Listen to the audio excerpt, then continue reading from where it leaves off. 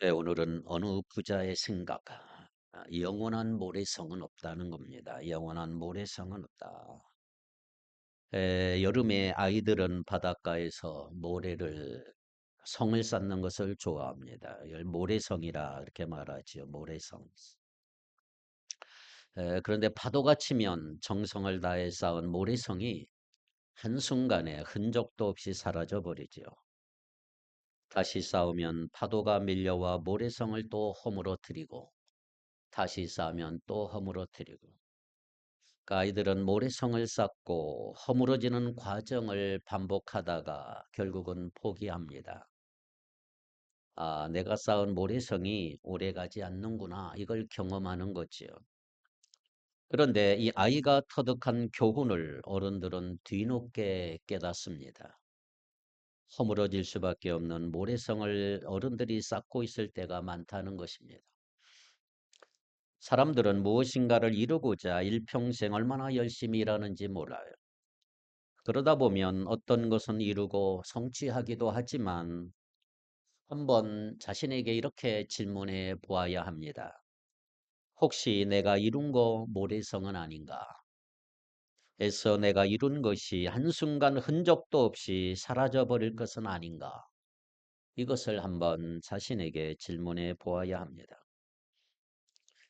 우리 예수님은 마태복음 5장, 6장, 7장을 산상보훈이라 그러는데 산상보훈에서 모래 위에 지은 집 비유를 드신 적이 있습니다. 쌓아 올리는 데는 오랜 시간이 걸리지만 무너지는 것은 한순간이라고 말씀하고 있는 거지요. 오늘날 사람들은 자신의 이름을 알리는 일에 얼마나 힘을 쓰는지 몰라요. 명성과 명예에 목을 매는 경우가 얼마나 많습니까? 그러나 아무리 유명해도 한 세대가 지나면 아무도 모르고 기억하는 사람도 없습니다. 마치 모래 위에 이름을 새긴 것처럼 파도가 한번 지나가면 사라져 버리는 것을 볼 수가 있습니다. 버킷리스트라는 말이 있지요. 죽기 전에 해보고 싶은 것들의 목록을 적는 것입니다. 혼자 여행하기, 스카이 다이빙, 번지 점프, 맛있는 음식 먹기, 유명한 여행지에서 가족 사진 찍기, 봉사하기, 기부하기 등등 자기가 죽기 전에 꼭 해보고 싶은 것들을 적어보는 것이 버킷리스트지요. 자, 그런데 만약 여러분들이 오늘 눈을 감고 세상을 떠나가게 된다면 무엇이 가장 아쉬울까? 생각해 본 적 있나요? 내가 스카이다이빙도 못 해보고 죽다니 이건 말도 안 돼. 후에 눈물을 흘릴 수 있을까요? 맛있다는 음식 못 먹고 죽다니 아이고 세계 최고의 관광지 뉴질랜드 거기도 한번 못 가보다니 하며 땅을 치게 될까요? 내 통장에 1억도 없다니 내가 자녀에게 이런 것도 물려주지 못하다니 나는 참 실패한 인생이다 이런 생각이 들까요? 그런 외형적인 거 눈에 보이는 것은 사실 죽음 앞에서 큰 의미는 없는 것입니다. 보잘것없는 거예요. 그런데 이상하게도 사람들은 죽음을 맞이하기 전까지 살아가는 동안에는 그런 것이 전부인 것처럼 살아간다는 거예요. 그것이 뭐가 중요하다고 그걸 위해 인생의 의미를 두고 있습니다. 내 눈에 보이는 것이 전부인 것처럼 그것이 영원한 것처럼 살아가는 많은 사람들을 보지 않습니까? 그래서 그것을 더 많이 갖기 위해 더 많은 노력을 하고 희생하기도 하고 때로는 다른 사람과 싸우기도 해요. 자, 그렇다면 오늘 우리의 삶 속에서 정말 중요한 것이 뭘까? 내가 이 세상 살아가는 동안 하나님이 주신 나에겐 삶 속에서 나에게 정말 중요한 것은 무엇이라고 생각할까? 자, 오늘 본문에 보면 우리는 이 근본적인 질문에 대한 대답의 실마리를 찾아볼 수가 있습니다. 자, 오늘 본문은 예수님께서 한 부자의 이야기를 들려주시는 장면으로 시작을 합니다. 한 사람이 어느 날 예수님께 찾아왔어요. 부모의 유산 문제로 형제 간에 갈등이 생겼다는 것입니다. 13절 보세요. 부모의 유산으로 인한 문제는 공소고금을 막론하고 일어나는 문제라고 할 수가 있지요. 형제 간에도 돈 문제가 끼면 얼마나 심각해집니까? 그런 의미에서 인간의 삶이 참 부질없다, 부질없다 이런 생각할 수가 있죠. 돈이 개입이 되면 무슨 일이 일어날는지 몰라요. 무리 중에 한 사람이 이르되 선생님 내 형을 명하여 유산을 나와 나누게 하소서. 유산 문제로 찾아온 이 사람 예수님은 그 사람의 의중을 파악하시고 비유로 이렇게 말씀하셨어요. 16절을 같이 읽겠습니다. 16절 시작.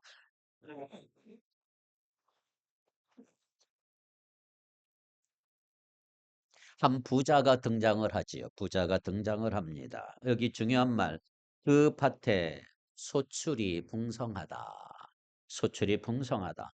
그러니까 대풍을 풍작을 이루었다 이 말이에요. 요즘 말은 주식이나 내가 투자한 곳에 대박이 일어났다. 갑자기 예상치 못한 큰돈이 나에게 들어오면 얼마나 어떨떨합니까? 어디에 쓸지를 모르겠지. 17절. 심중에 생각하여 이르되 내가 곡식 쌓아둘 곳이 없으니 어찌할꼬 하고. 자, 이 부자는 고민이 됐어요. 갑자기 많은 재산이 생겼어요. 갑자기 돈이 많이 생기면 어떻게 반응합니까? 요즘의 사람들 자동차를 새로 바꿀까? 큰 집으로 옮길까? 생각이 얼마나 많아질까요? 자, 18절 어떻게 했습니까? 시작. 이르되 내가 이렇게 하리라. 내 곡간을 헐고 더 크게 짓고 내 모든 곡식과 물건을 거기 쌓아두리라. 예. 곡간을 더 크게 짓겠다는 거지요. 자신의 늘어난 재산을 관리하기 위해서 창고를 확장하는 거, 예, 나쁘지 않아요. 좋은 일이지요. 여기서 지적할 것은 없어요. 자, 그런데 문제는 다음 구절입니다. 문제가 19절입니다. 시작. 또 내가 내 영혼에게 이르되 영혼아 여러 해 쓸 물건을 많이 쌓아 두었으니 평안히 쉬고 먹고 마시고 즐거워하자 하리라 하되 하며. 자, 이 부자는 창고를 크게 짓고 난 다음에 그의 행동이 문제가 됐어요. 행동이 뭐예요? 편히 쉬고 먹고 마시고 즐기자. 그가 무엇을 추구하는 사람인가를 보여주는 말씀이라고 할 수가 있죠. 편히 쉬고 먹고 마시고 즐기자.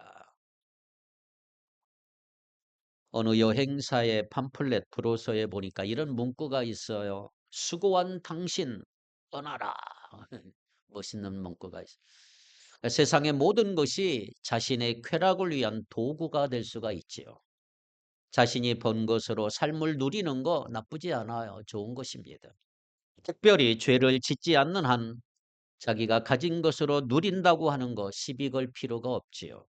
수고하고 열심을 다 하고 나면 피로 증후군에 빠질 수가 있어요. 그러니까 피로를 풀고 휴식을 얻고 일상에서 행복을 추구하는 것은 나쁘지 않은 것입니다.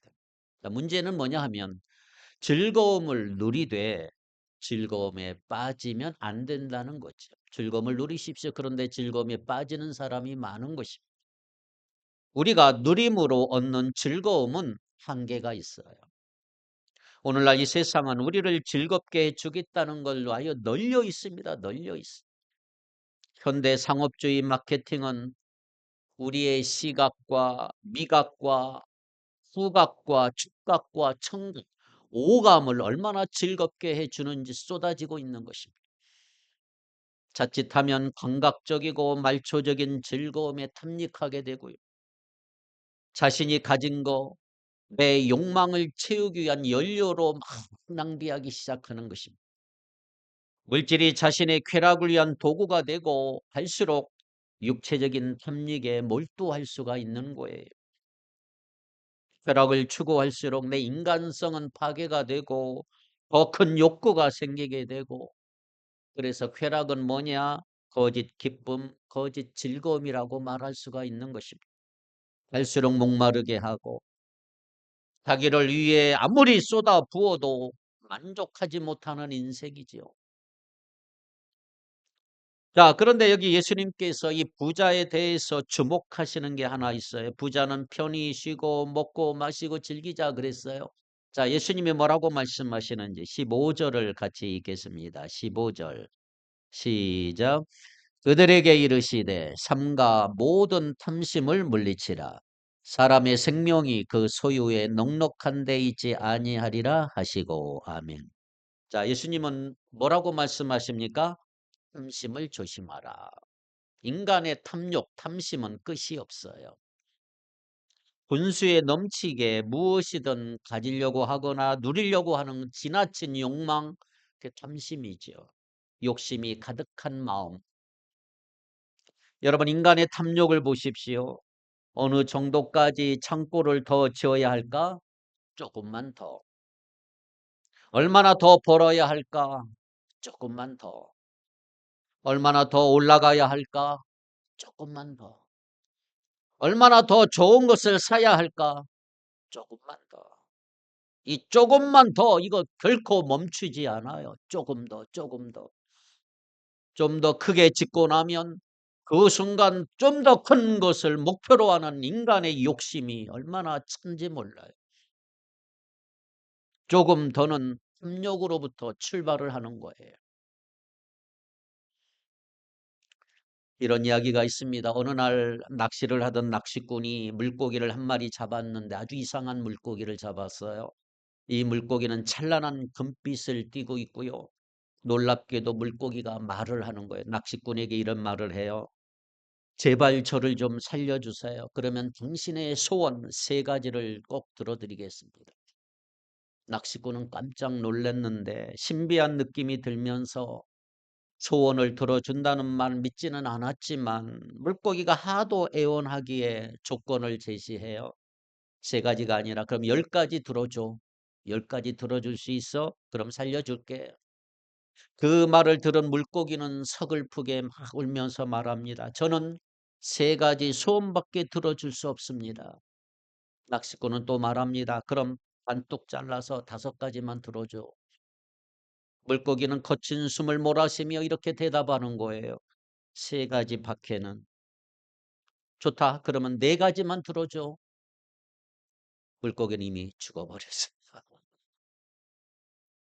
이런 좋은 기회를 얻고도 계속 흥정하다가 소원을 들어줄 수 있는 물고기가 죽었으니 얼마나 안타까운 일일까요?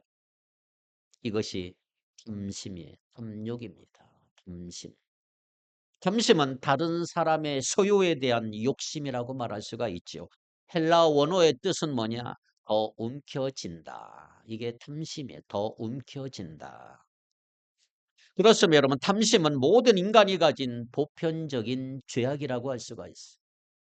한 사람도 탐심이 없는 사람은 없습니다. 아무리 부자도, 아무리 가난한 사람도, 아무리 나쁜 사람도, 아무리 선한 사람도 탐심이 존재합니다. 저도 탐심이 있습니다. 모두 다 감추고 있을 뿐이지. 자, 그렇다면 탐욕의, 탐심의 이면에 뭐가 있을까요? 불안감이 있는 거예요. 불안하다. 이 불안감을 거슬러 올라가면 에덴 동산까지 갑니다. 창세기 에덴 동산. 하나님을 떠나간 인간의 내면에 생긴 불안함 때문에 탐심이 생기기 시작합니다.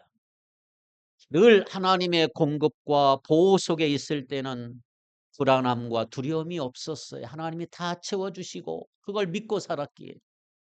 그러나 어느 날 죄를 짓고 하나님을 떠나는 순간 인간은 불안해지는 거예요. 불안해질수록 사람의 마음은 더 움켜쥐게 돼 있어요. 이게 탐심이 움켜쥐는 거. 자신이 가진 것 지켜내려고 앙따님을 쓰고 더 움켜쥐는 거. 보는 것도 힘들지만 지켜내는 거 얼마나 어려운지. 항상 빼앗길 것 같은 불안함이 있고 두려움이 있는 거예요.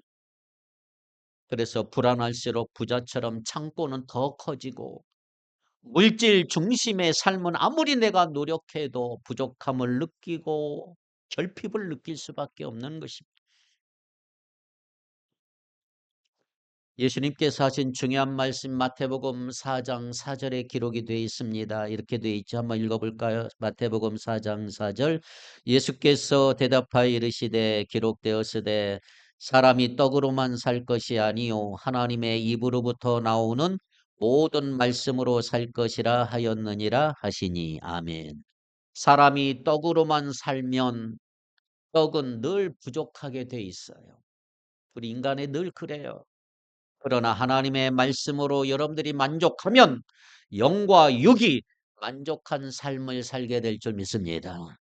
부족함에 대한 불안은 자기 중심적일 수밖에 없는 거지. 불안은 내 자신을 지키려고만 하는, 더 많은 떡을 가지기 위해서 서로 싸우게 되고, 형과도 싸우고, 동생과도 싸우고, 부모와도 싸우고, 자식과도 싸우게 되는 거예요. 가족 아닌 다른 사람 말할 것도 없습니다. 싸우는 정도가 아니라 죽이기까지 하잖아요.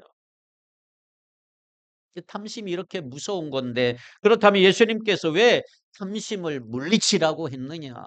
15절 보세요. 15절 보니까 사람의 생명이 어디에 있지 않다? 그 소유에 넉넉한 데 있지 아니하리라. 여러분, 소유로 존재가 결정되지 않아요. 무엇을 얼마나 가지냐보다는 그가 누구인가가 중요한 거예요. 누구인가. 가진 것 자체보다 가진 것이 인생의 목적과 어떻게 연결되느냐에 달려있는 것이 중요하다. 그래서 존재가 불안할수록 힘심이 막 일어나고, 존재의 넉넉함을 확보하기 위해서, 또 확보하기 전에 힘심을 스스로 극복하는 것은 전혀 불가능한 것입니다. 예수님이 부자에게 뭐라고 말씀하십니까? 20절 봅니다. 20절에 하나님은 이르시되 어리석은 자여 오늘 밤에 내 영혼을 도로 찾으리니 그러면 네 준비한 것이 누구의 것이 되겠느냐 하셨으니. 어리석은 자요. 왜 어리석다고 말씀할까요? 인간의 한계를 모르기 때문에, 인간의 유한성을 몰라요. 내가 죽을지, 오늘 죽을지, 내일 죽을지 모르는데 오늘 내가 가지고 있는 것에 탐닉하고 빠져있기 때문에 어리석다, 이렇게 말씀하고 있는 거예요. 오늘 밤에 내 영혼을 도로 찾으리니. 영혼 찾으면 죽는 거지요. 우리는 불을 대하는 그에 대한 하나님의 평가가 이제 끝나버렸어. 더 이상 그 불을 가지고 있어야 할 이유가 없어진 거예요. 너 이제 끝났어. 나한테 와야 돼. 영혼 데려가면 끝나는 것입니다. 갑자기 죽음이 찾아온다 이 말이에요. 여러분, 죽음은 부자가 전혀 예상치 못했던 것입니다. 기억하십시오. 생명은 내 것이 아니라 하나님의 손안에 있는 줄 믿습니다. 죽음은 멀리 있지 않아요. 누구도 내일을 알지 못하고 죽는 날은 이미 정해져 있고 다만 내가 그날을 모를 뿐이지요. 생각해 보세요. 여러분, 인생이 얼마나 짧습니까? 올해 얼마나 짧습니까? 시간 너무 빨리 가요. 나에게 시간이 얼마나 남았는지 몰라요. 인정하고 싶지 않지만 여러분, 죽음은 갑자기 오는 것입니다. 생명의 유한성이지요. 생명이 끝나면 내가 가지고 있는 모든 것도 다 끝나는 거예요. 나와 관련된 모든 것으로부터의 분리, 그게 죽음이지요. 부도, 명예도, 권력도 모든 것이 나로부터 떠나게 돼 있는 것입니다. 내가 죽는 순간 내가 가지고 있는 것이 누구의 소유가 될지 알 수 없는. 그래서 어리석은 부자처럼 우리가 살아간다면 갑자기 살아온 죽음에 얼마나 당황하게 될까요? 주님은 분명히 말씀합니다. 23절에 목숨이 음식보다 중하고 몸이 의복보다 중하니라. 음식이 목숨보다 귀중하지 않다 이 말이에요. 그런데 오늘날 많은 사람들은 먹는 것에 목숨 걸고 살아요. 오늘날 세상에서 펼쳐지는 문화 현상을 바라보세요. 몸을 얼마나 잘 돌보지만 그런데 몸을 지나치게 돌보는 사람도 있어. 몸에 집착함으로 자기 몸이 우상인 사람도 있어. 결국 그 몸은 죽고 썩어가는 것입니다. 몸에 집착할수록 죽음에 대한 두려움이 커지는 거예요. 목숨이 음식보다 귀중한 걸 알아야 음식의 의미도 새로워질 수가 있는 것입니다. 우리는 죽습니다. 사람들은 늙지 않으려고 죽지 않으려고 몸부림치지만 그래도 죽는 거예요. 그럼 어떻게 해야 될까요? 우리의 방법은 뭐냐? 좋은 죽음을 준비해야 한다 이 말이에요. 좋은 죽음을 준비하는 사람은 지금 주어진 시간이 얼마나 가치 있는 시간인지를 몰라요. 부활을 기대하고 살면 오늘 주어진 순간은 선물이다 이 말씀. 하루하루 하나님 우리에게 선물을 주시는 거죠. 그래서 여러분들이 재물에 대한 태도가 중요한 것입니다. 21절 같이 읽겠습니다. 21절. 자기를 위하여 재물을 쌓아두고 하나님께 대하여 부요하지 못한 자가 이와 같으니라. 두 가지를 말하고 있어요. 첫 번째, 부자는 자기를 위해서 부를 쌓다. 자기를 위해서. 쌓는 것이 문제가 되는 게 아니고 문제는 왜 쌓느냐? 왜 쌓느냐? 왜 재물을 모았느냐? 이게 중요하지요. 내 곡간을 헐고 내 모든 곡식과 내 물건을 쌓아두리라. 다 자기예요. 내 곡간 헐고 내 모든 곡식과 내 물건을 쌓아두리라. 자기만을 위해 재물을 모았다 이 말이에요. 자기만을 위해 쌓는 거. 이게 탐심이에요. 탐심. 쌓아 올릴수록 그것을 의지할 수가 있는 거지. 바벨탑이 문제가 그거 아니면 쌓아 올릴수록 내 마음이 거기에 가 있어. 그 물질은 바로 우상으로 바뀌게 되는 것입니다. 하나님으로부터 마음이 점점 멀어지고 마음이 교만해지고 하나님은 안중에도 없어. 그렇게 믿음을 가지고 살아가는 사람이 어느 날 물질이 갑자기 많아지면 변화가 되는 게 아니라 변질이 일어나기 시작해. 어떤 사람들이 그렇게 변해버려. 돈은 눈에 보이는 강력한 신이에요. 강력한 신. 그래서 부자는 자기를 위해 계속 쌓아놓잖아요. 여러분 무엇이든 남이 가지지 않은 거 하나님이 나에게 주셨다면 그것은 책임입니다. 책임. 책임. 하나님이 우리에게 무엇인가를 맡기신 것은 책임이고 사명입니다. 하나님이 반드시 책임을 물으실 거예요. 나중에 하나님 앞에 가면 야 내가 너한테 이거 줬는데 너 뭐 했냐. 책임을 물으실 거예요. 그러므로 자신에게 주신 재물을 통해서 우리는 선한 영향력으로 흘려보내야 한다는 거예요. 여러분 물질의 특성이 뭔지 아세요? 물질의 특성은요 유동성이에요. 파도와 같아요. 파도가 한번 펑 치면 어느 순간 사라져 버려요. 문제는 집착이에요. 집착. 종교개혁가 마르틴 루터는 이런 말을 합니다. 무엇이든지 내 마음에 집착하고 의지하는 그것이 내 하나님이다. 집착하면 할수록 견딜 수가 없어요. 돈은 벌지만 여러분 돈에 집착하지 않기를 바랍니다. 물질에 집착할수록 물질이 사라지면 견딜 수 없어요. 물질이 전부라고 믿고 산 사람은 어느 날 물질을 잃어버리는 순간 내 인생 전체가 날아가 버리는 거죠. 물질은 본래 파도처럼 왔다 갔다 하는 거죠. 그래서 우리는 물질에 있어서 시험 통과 잘하기를 바랍니다. 물질의 유혹을 이기고 집착하지 않아야 된다. 물질은 베풀고 나누어 주는 것이다. 선한 영향력으로 흘려보낼 수 있기를 축복합니다. 사도행전 20장 35절을 볼까요? 사도행전 20장 35절 시작. 범사에 여러분에게 모범을 보여준 것 같이 수고하여 약한 사람들을 돕고 또 주 예수께서 친히 말씀하신 바 주는 것이 받는 것보다 복이 있다 하심을 기억하여야 할지니라. 아멘. 받는 것보다 주는 법을 배우기를 바랍니다. 성경은 분명히 얘기 말씀 주는 것이 받는 것보다 복이 있느니라. 근데 여러분 집착해 보세요. 내가 집착하고 더 주게 되면 나눌 수 없지요. 내가 꽉 붙잡고 있으면 절대로 나눌 수가 없고 누군가 싸워야 돼. 싸워야 돼. 기억하셔야 될 겁니다. 물질은 하나님이 나에게 필요한 때 주신 것이고요. 더 필요한 사람에게 나누어 주라고 나에게 맡긴 것이다. 맡겨 주신 것이다. 삶의 차이는 어디에서 올까요? 주는 자인가 아니면 끊임없이 더 가지려고 하는 자인가. 대부분은 더 많이 쌓으려고 하잖아요. 흘려보내기를 바랍니다. 하나님이 계속 축복하시는 사람은 계속 흘려보내는 사람이에요. 이것이 원리이고칙이 하나님이 주신 축복의 법칙은 뭐냐? 흘려보내는 것이다. 흘려보내는 사람이 축복을 받습니다. 아멘. 내가 자녀에게 용돈을 줄 때 그 물질을 올바르게 사용할 것이라고 하는 신뢰가 되어야 더 주고 싶은 거죠. 용돈 주는 대로 이 자녀가 마음대로 엉망으로 써버리면 여러분 더 주겠습니까?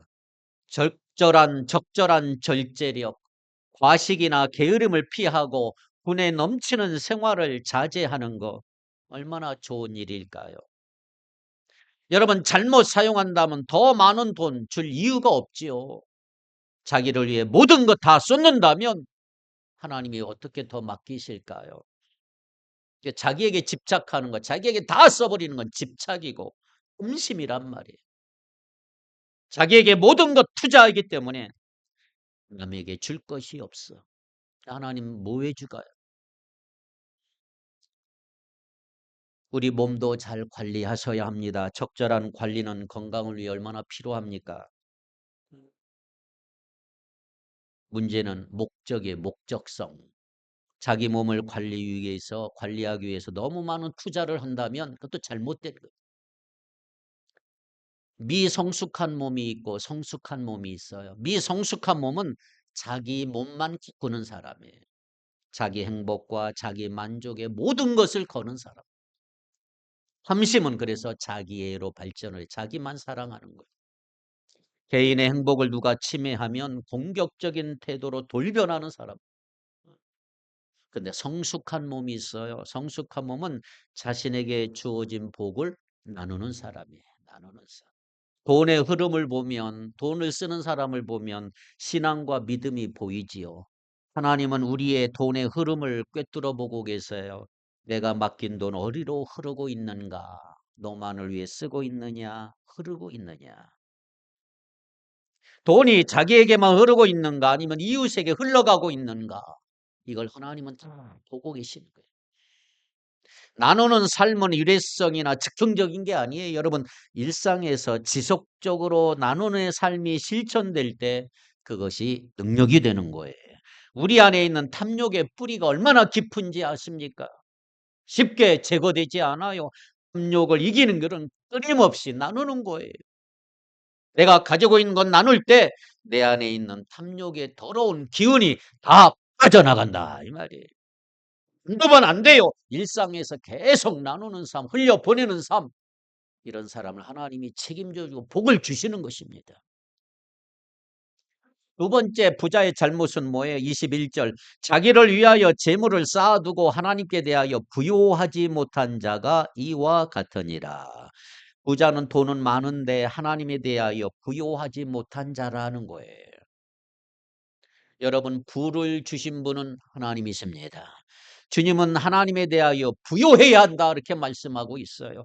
자신이 가진 자원을 하나님을 위해서 사용을 하라. 돈을 벌 때에도 돈을 모을 때에도 돈을 쓸 때에도 하나님을 생각하라.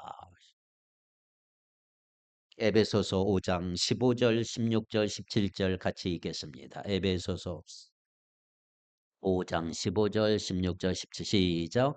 그런즉 너희가 어떻게 행할지를 자세히 주의하여 지혜 없는 자같이 하지 말고 오직 지혜 있는 자같이 하여 세월을 아끼라. 때가 악하니라.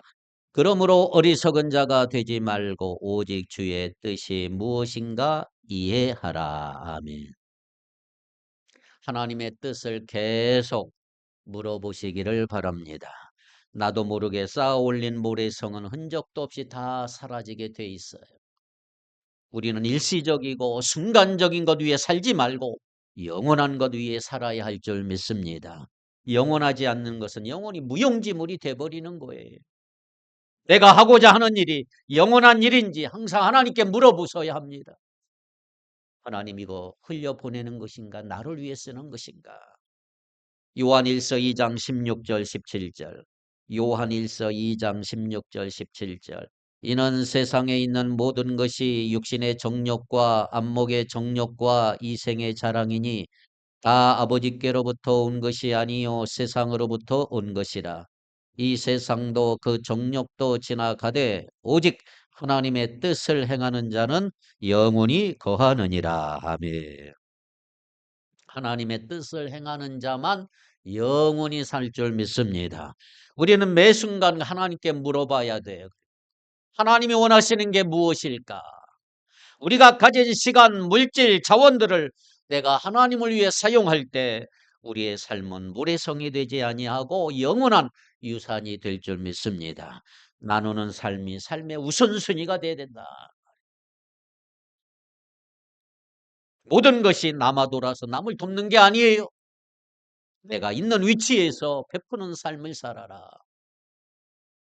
돈이 많든 적든 상관이 없어요. 없는데 액수가 중요한 게 아니죠. 핵심은 우리에게 주어진 거 어떻게 사용하는가. 이게 중요한 것입니다. 나누는 것은 태도의 문제입니다. 태도의 문제. 나누라고 하는 주님의 말씀에 순종하려고 하는 태도를 가지고 살아가는 자체가 영원한 삶을 추구하는 것입니다.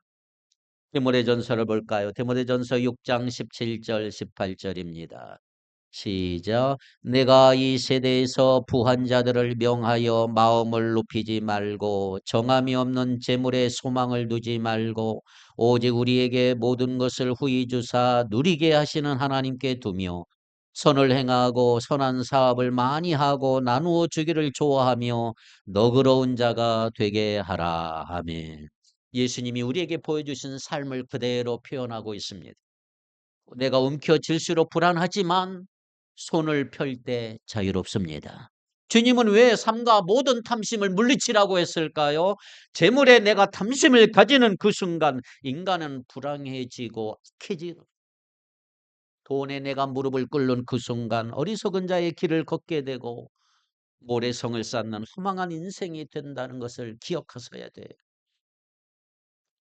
마지막 성경 하나 읽어봅시다. 고린도후서 6장 9절로 10절입니다.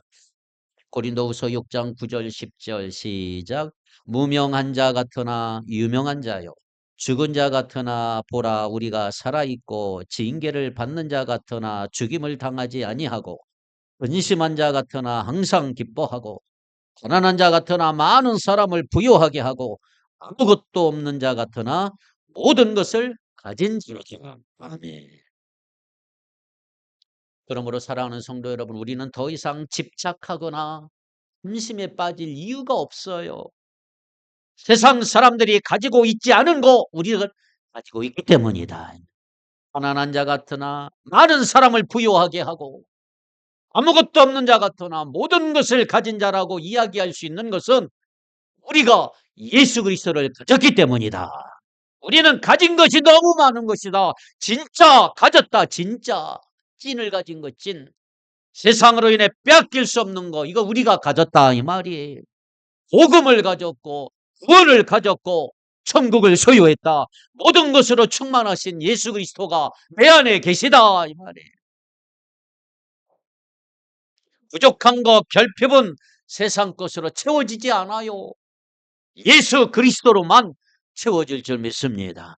이제 그분 안에서 여러분들이 부유한 자가 된 거예요. 더 이상 영원하지 않은 것에 집착하지 마십시오. 영원한 것 바라보고 하늘에 소망을 두고 우리에게 주어진 거 하나님 나라를 위해 투자하는 흘려보내는 그런 삶을 살아야 할 줄 믿습니다. 사람 살리는 일, 복음 전하는 일, 사람의 생명을 일으키는 일에 우리의 삶을 드리보라 말이에요. 우리에게 주어진 것 나누고 베풀고 섬길 때 하나님은 우리 인생에 많은 것 풀어주시고 열어주시는 은혜가 있을 줄 믿습니다. 하나만 기억하십시오. 내가 움켜쥐고 쌓으려고 하면 없어진다. 죽음이 한순간 다가오면 아무것도 남지 않는 모래성이 돼버리건다. 물질의 탐심, 집착을 내려놓고 오늘도 주의 나라를 위해 베풀고 섬기는 일에 적극적으로 힘쓰기를 원합니다. 여러분의 인생 가운데 부어주시는 놀라운 하나님의 은혜를 경험할 수 있기를 주님의 이름으로 축복합니다. 기도합시다.